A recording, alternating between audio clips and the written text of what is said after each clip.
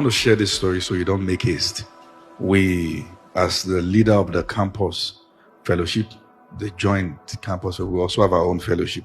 I sent leaders to go start what we call cell meetings, what you call house fellowship. Then there was one of them who was more zealous and was starting cell meetings. So there's a season that I go around with some other executives to inaugurate those cell meetings and just bless them and then go. Sometimes we can do 3 places in a day and all that.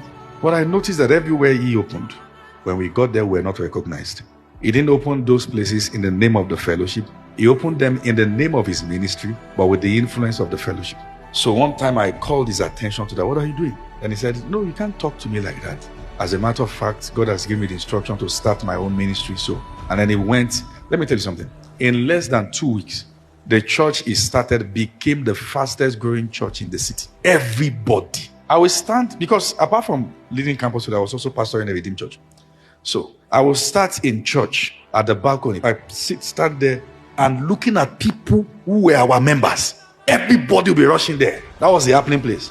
The foremost DJ on campus was the head of the instrumentality department.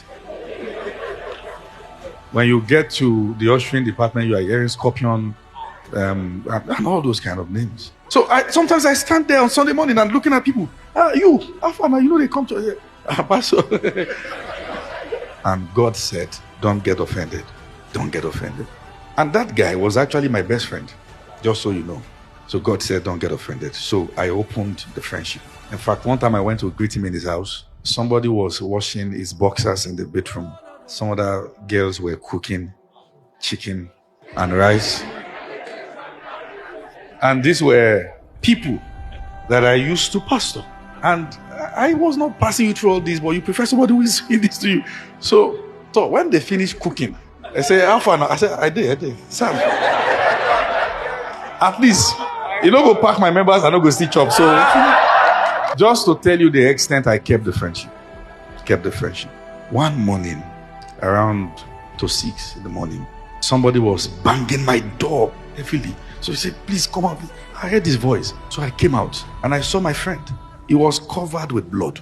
Oh boy, what happened now? One of the members beat him. I tell you, he had gotten himself into something. You gathered people from the street, which is not bad. Then you want to use street level. They understood the street more than him. So they just arranged themselves. So this is who this guy is. So they planned him and all that. He got him, said something really messy. And they caught him like this. They beat about 5 of them. Pastor on Sunday, fugitive on Monday. Beat him. And when the news of what he was doing came out, that church ended. We that were doing it small, we are still doing it till today. Let me tell you something. This example I've given to you, I can mention 5 of similar cases. That your life will be going away. People will just shoot and have speed. You say, let me join them. Accident is inevitable. God will tell you, wait for your own time. The fact that someone overtook you doesn't mean you failed God. It becomes more tricky when there are people you know that your depth of consecration is deeper than their own. You know you are in God's will, but that will doesn't seem to come with speed. Stay.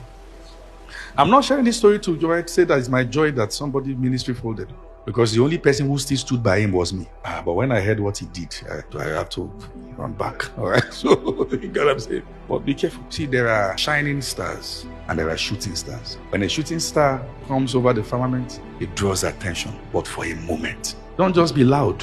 Have foundations. The devil doesn't give anybody anything for long.